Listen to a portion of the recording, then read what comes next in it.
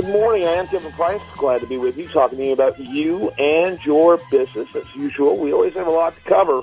I want to jump straight into it. Got Marc Krasney on with the Krasney Law Firm, and he does a phenomenal job of what he likes to call, and I think is a great name for it, preventative law, helping businesses avoid problems rather than mitigating them after they exist. And what a great idea. Marc, as always, glad to have you on the program. Kind of tell us your story before we talk about a topic today. Sure. Thanks, Kevin. When I started practicing law, I was in litigation, so business, commercial litigation, which simply meant you, business owner, have a problem, you come to my firm, you pay us an hourly rate, and we hope to fix the problem as much as possible.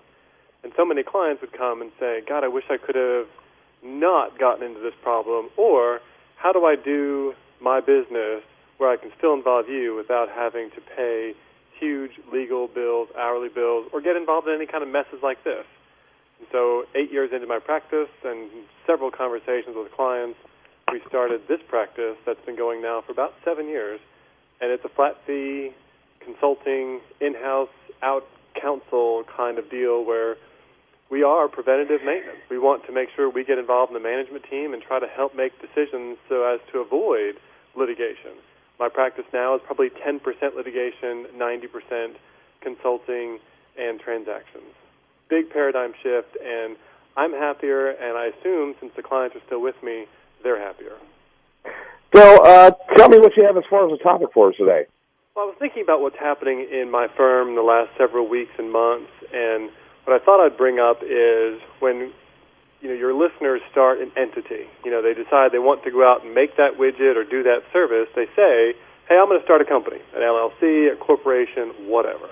Many people don't use a law firm, and that's fine. But when they get into an issue and they call me, they say, for example, my partner who we used to be best friends, we started this business, we used to like each other, now I hate him or her. They're no longer employed, but they own half the company. How do I get rid of them? Or my best friend who was an owner of the company died. Or that best friend got a divorce. What happens to their interest? Happens all the time. And so they come to me and go, well, what do I do? And I stare at them a little bit and ask, well, let me see your corporate book.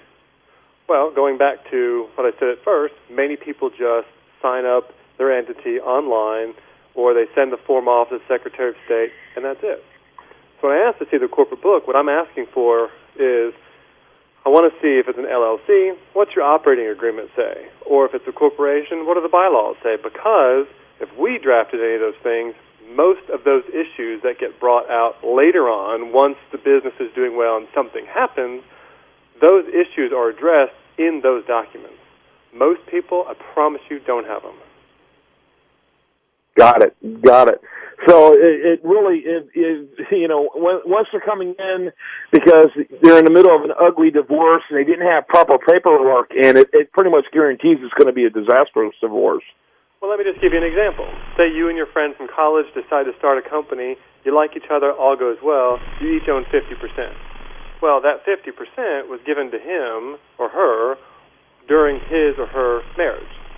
Well, presumably in Texas, that's going to be community property because that was done per the inception of title rule during marriage, so community property. They get a divorce, that X, or soon-to-be X, is going to want his or her share of that 50% in the business, and let's assume your business, selling the widgets or the services, made $1 million.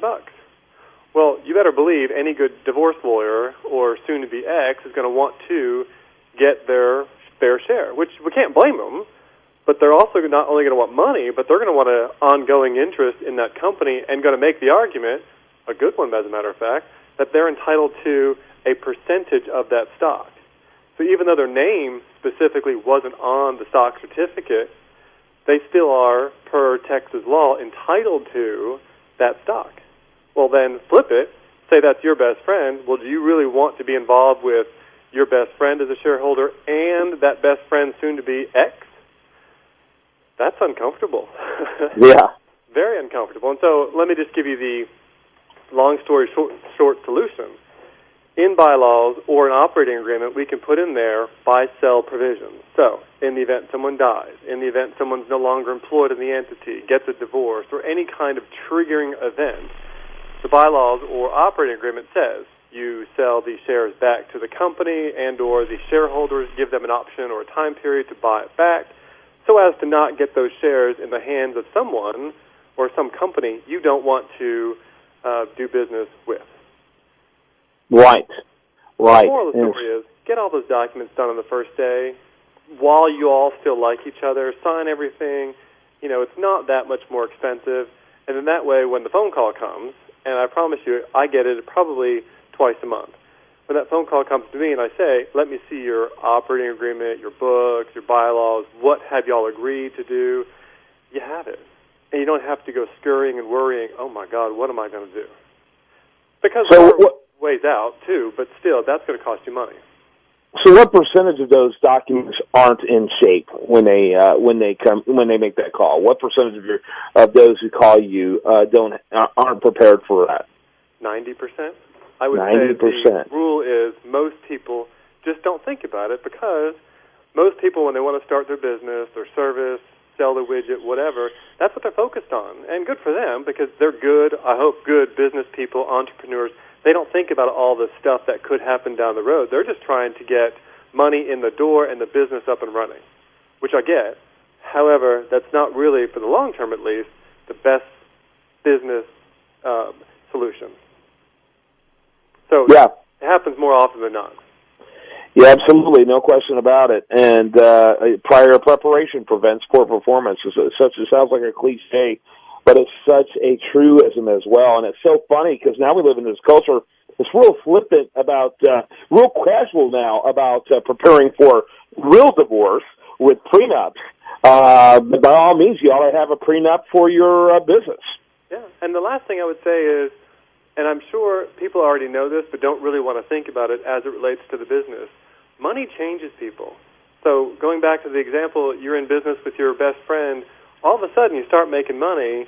If somebody, including vendors or competitors or whoever, they want to get their hands on that money because they see it there, you're a deep pocket now. You're one of those people, which is a good thing and a bad thing.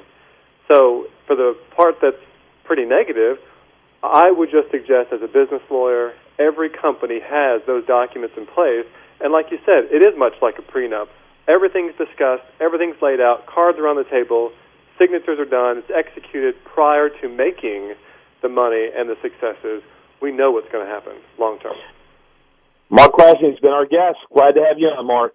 Thanks very much. And, your website, real quickly, KrasneyLawFirm.com. Right. KRASNEY lawfirm.com. I'm Kevin Price. More for you right after this on The Price of Business.